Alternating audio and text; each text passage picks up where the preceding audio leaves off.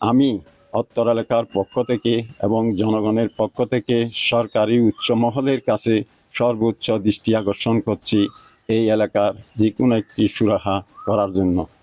যদি এই সুরাহা করা না হয়, সরকারি হস্তক্ষেপ না হয়, তাহলে আমাদের এলাকায় অনেক দুর্ভোগ বয়ে আনবে।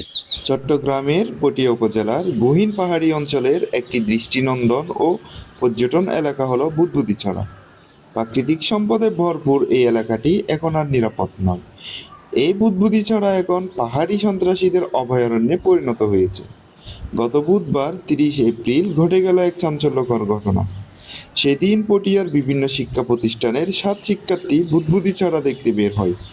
কিছুক্ষণ হতে না হতেই তাদের অভিভাবকরা একটি ভীতিকর ফোন কল পায়।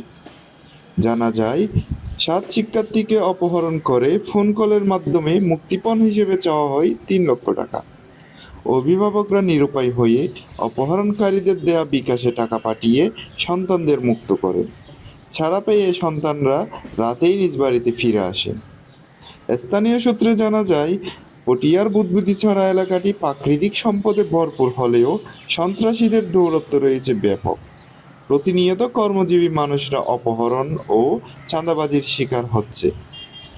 এই ভীতিকর পরিস্থিতিতে পাহাড় নিয়ে যাদের জীবন জীবিকা, তাদের নিরাপত্তাহীনতা দিন দিন বেড়েই চলছে। ফলে পাহাড়ের কৃষিকাজ ও অর্থনৈতিক কর্মকাণ্ড চরম হুমকির মুখে পড়েছে।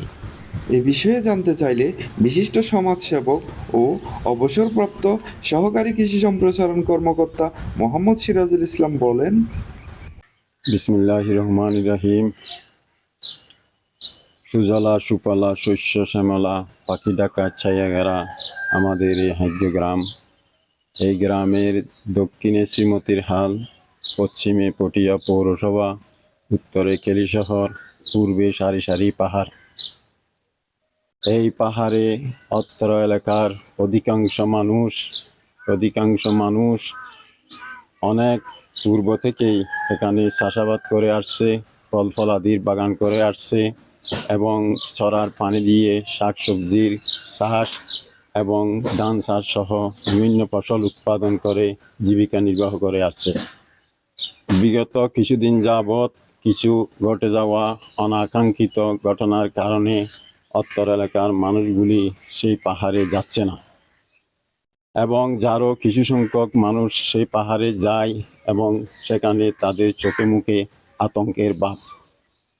আরও জানেন আপনারা, এই এলাকার মধ্য দিয়ে চলে গেছে বিউসি সড়ক, যাহা বুদবুদিছড়ার পর্যটন এলাকার পথ নির্দেশ করে।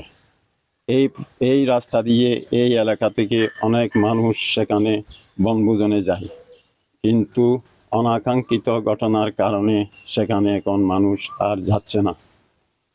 অদূর ভবিষ্যতে এই অবস্থা চলতে থাকলে আমাদের এলাকার মানুষের জীবন জীবিকার মান অনেকাংশে কমে আসবে এবং মানুষ অসহায় হয়ে যাবে, দুর্বল হয়ে যাবে, মানুষের রুজি রোজগারের পথ বন্ধ হয়ে যাবে।